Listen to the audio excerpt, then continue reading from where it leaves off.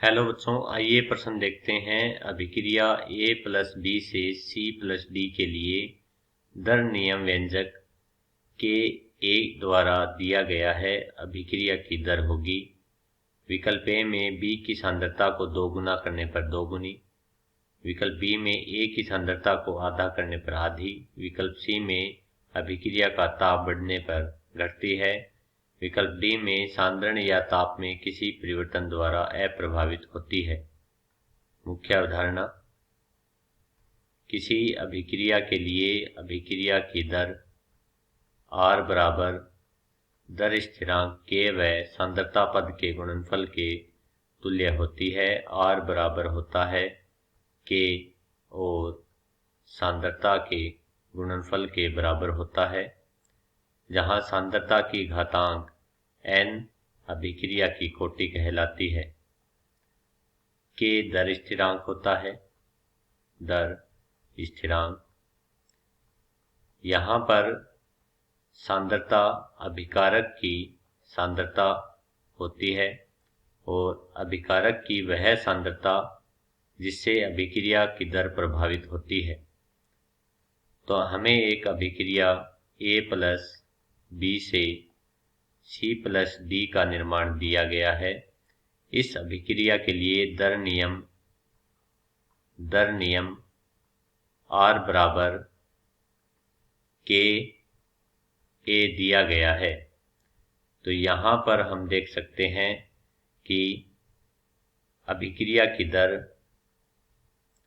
केवल A की सांद्रता पर निर्भर करती है। A की सांद्रता पर निर्भर करती है। अतः A की सांद्रता में परिवर्तन से अभिक्रिया की दर में परिवर्तन होता है। R बराबर K A की घातांक 1, अर्थात यह एक प्रथम कोटि अभिक्रिया है। तो R बराबर K और A दिया गया है। तो R समानुपाती होगा A की सांद्रता के, अर्थात A की सांद्रता बढ़ने पर बढ़ती है। तो A की सांद्रता आधी होने पर अभिक्रिया की दर आधी रह जाती है। विकल्प में देखते हैं। विकल्प में हमें दिया है कि B की सांद्रता को 2 गुना करने पर 2 गुनी। चूंकि अभिक्रिया प्रथम कोटि अभिक्रिया है और यह B की सांद्रता से अप्रभावित रहती है। A की सांद्रता को आधा करने पर आधी, चूंकि R समानुपाती है A के, अतः A की सांद्रता को आधी करने पर अभिक्रिया की दर आधी रह जाती है। ताप बढ़ाने पर घटती है। अभिक्रिया की दर ताप बढ़ाने पर बढ़ती है, अतः दिया गया कथन भी असत्य होगा।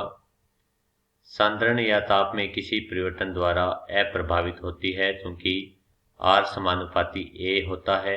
तो सांद्रता बढ़ने पर अभिक्रिया की दर बढ़ती है और किसी अभिक्रिया में ताप बढ़ाने पर दर स्थिरांक का मान बढ़ता है। ताप बढ़ाने से दर स्थिरांक का मान बढ़ता है, जिससे अभिक्रिया की दर में भी वृद्धि होती है। तो दिया गया कथन भी असत्य होगा। तो हमारा सही विकल्प है बी। आशा करता हूँ आपको अच्छे से समझ आया होगा। धन्यवाद।